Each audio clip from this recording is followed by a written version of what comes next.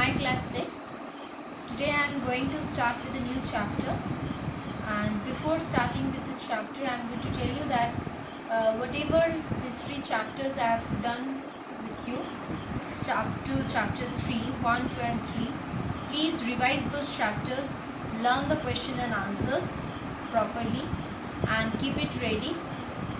And so today I am going to start with chapter number 4, that is the Chinese civilization. Okay, so already we have done 3 types of civilization. So in this chapter, chapter number 4, we are going to study about the Chinese civilization. Now you know that China was the cradle of one of the world's earliest civilization. And you know the position of China, the first country of China. So you please look at the map in which is given in your book. Please look at page number 35. So at page number 35 you can see the map here. Okay, so the coloring portion, it is denoting the whole of. Now please see that this coloring portion which is shown in the map, okay, that is the whole of China. Now what is the location? So towards the east there is the Pacific Ocean, okay, and towards the west what we can see that there are mountains and deserts, okay. Broad deserts and mountains are present towards the west. Towards the east that is Pacific Ocean, that is the boundary, and south, in the south there is Himalayas, and towards the north that is the Great Wall of China. That is very famous word we have heard, Great Wall of China. Where it is present in the northern portion of China. Okay, now look at your book. Within these boundaries lie the valley of 2 rivers. So the 2 rivers, please look at the board. What are the 2 rivers? One is Huanghe, another is Shangjiang, or we can say Yangtze. Again I am repeating. One river is Huanghe, okay, Huang, Huanghe. Another is Shangjiang, okay, or we can tell Yangtze River. So these 2 rivers are the main rivers within the boundary of these 2 rivers China lies. Now the fertile soil, temperate climate and natural waterways connect various parts of this huge country, provided ideal conditions for the growth of brilliant civilization about 4,500 years ago. So Chinese civilization has been gauged that 4,500 years ago this civilization developed. And why it developed? Because of the suitable climate, the soil was very fertile, and of the natural waterways. Now this river Huanghe, another important point, please look at the board, that is river Huanghe was also known as the sorrow of China. Okay, so which river, the question will come, short question, that is which river was also known as the sorrow of China? We can write the answer that river Huanghe was also known as the sorrow of China. Now why it was called sorrow of China? Because this river used to change its course after the floods.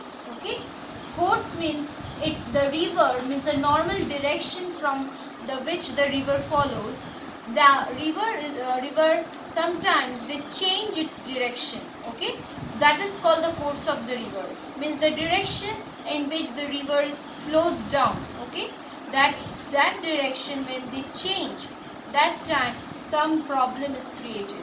Okay, that means those areas which were receiving water from these rivers, totally those rivers will not get the water from this river.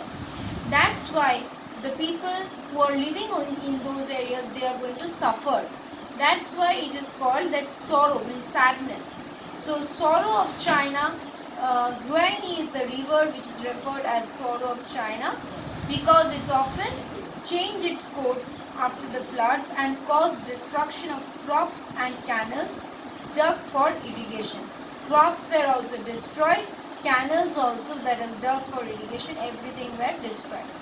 Now people, those who lived on the banks of this river were especially affected. So I have already told, those people who lived by the banks of this river, they were affected. Now another important point, that is Shang dynasty was the first known dynasty in China. Now which was the first known dynasty in China? That is the Shang dynasty. The rise and fall of a succession of dynasties follows this. Means after that dynasty there were many dynasties which came to China. Now each dynasty they made its contribution. So each time different dynasty came to China, they gave their own contribution to this Chinese civilization. Now the early Chinese civilization, they belonged to the Bronze Age, and later made a transition to the Iron Age. So in early China, Chinese civilization, they actually belonged to the Bronze Age, and the later time, what they did again, they came to the Iron Age. Now let us see some features or characteristics of the town planning. So town planning, in the city planning in ancient China began with the urbanization. Means the Huanghe Valley started developing and they transformed into a urban region. So urbanization of the Huanghe Valley in the later part of the Neolithic age.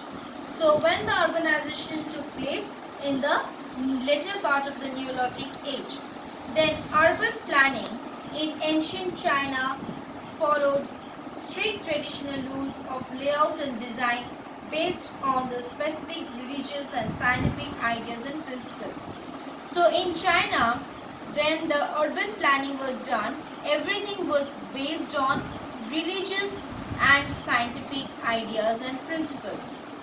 Now what was their main objective? Their objective was to create a favorable and auspicious conditions so that there would be a balance and harmony between the humans, government, heaven and earth.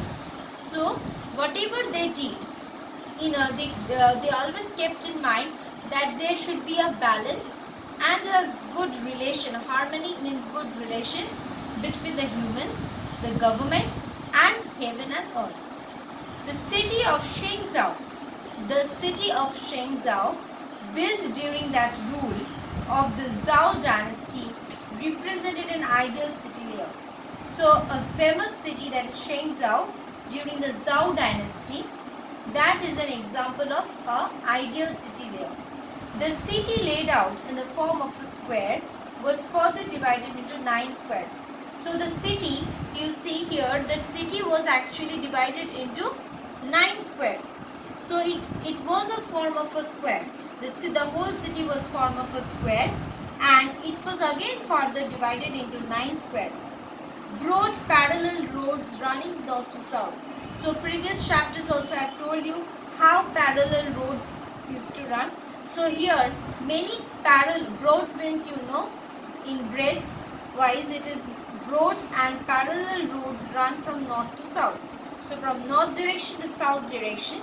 So north to south the roads used to run and were intercepted at right angles. Means if one road is coming from north to south, another will cross that same road from east to west or west to east at right angles. Okay. Then dividing the city into wards.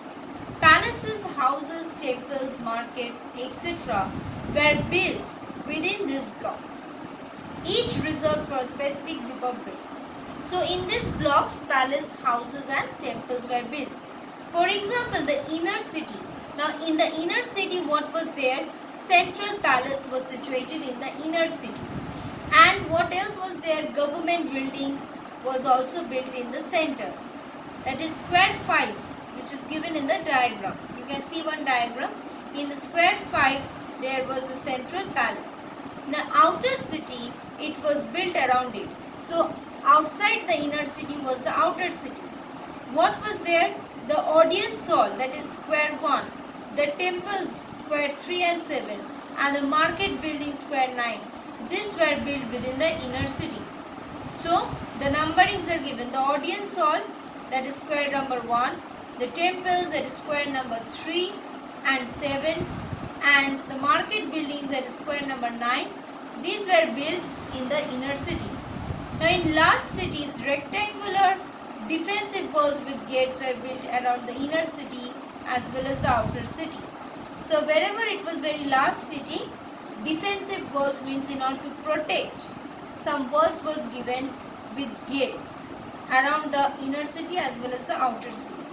Some of the larger cities were surrounded by moats. So students, you please go through up to the town planning and the location of the Chinese civilization.